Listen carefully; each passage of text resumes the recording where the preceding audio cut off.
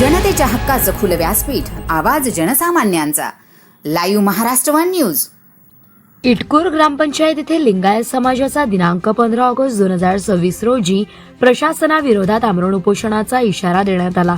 मौजे इटकूर येथील लिंगायत समाजासाठी स्वतंत्र स्मशानभूमीसाठी 3 वर्षापासून कळंब तहसीलदार साहेब यांना व इटकूर ग्रामपंचायत येथे वारंवार निवेदन देऊन आंदोलन व उपोषण करून प्रशासनाने फक्त लेखी आश्वासने देऊन अद्यापपर्यंत प्रशासनाने काहीच ठोस कारवाई केली नाही. कोठाळवाडी शिवारातील 263 गट नंबर मधील जमीन मोजणी करून आरक्षित केले आहे, परंतु प्रशासनाचा हलगर्जीपणा लिंगायत समाजाला त्रासदायक होत आहे. या प्रशासनाविरोधात दिनांक 15 ऑगस्ट 2026 रोजीपासून ग्रामपंचायत कार्यालय कळंब जिल्हा धाराशिव येथे लिंगायत समाज बेमुदत आमरण उपोषण करणार आहे.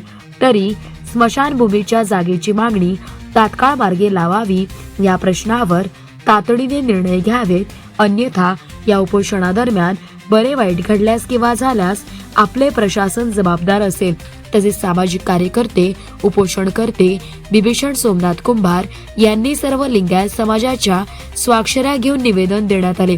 माननीय प्रताप सरनाईक साहेब, परिवहन मंत्री महाराष्ट्र राज्य तथा पालकमंत्री धाराशिव माननीय चंद्रशेखर बावनकुळे साहेब, महाराष्ट्र राज्य महसूल मंत्री, जिल्हाधिकारी साहेब, जिल्हाधिकारी कार्यालय धाराशिव, सौ अर्चनाताई पाटील, अध्यक्ष जिल्हा परिषद धाराशिव हेमंत डोकले साहेब, तहसीलदार, तहसील कार्यालय कळंब, गटविकास अधिकारी साहेब, पंचायत समिती कार्यालय कळंब, पोलीस जिल्हा अधीक्षक साहेब, अधीक्षक कार्यालय धाराशिव, पोलीस निरीक्षक साहेब, पोलीस कार्यालय कळंब, उपविभागीय अधिकारी कळंब, ग्रामपंचायत कार्यालय इटकूर, माहितीस्तव सादर ओमराजे निंबाळकर साहेब, खासदार धाराशिव जिल्हा कैलासदादा पाटील साहेब, आमदार कळंब तालुका या सर्व अधिकारी साहेब यांना निवेदन देण्यात आले.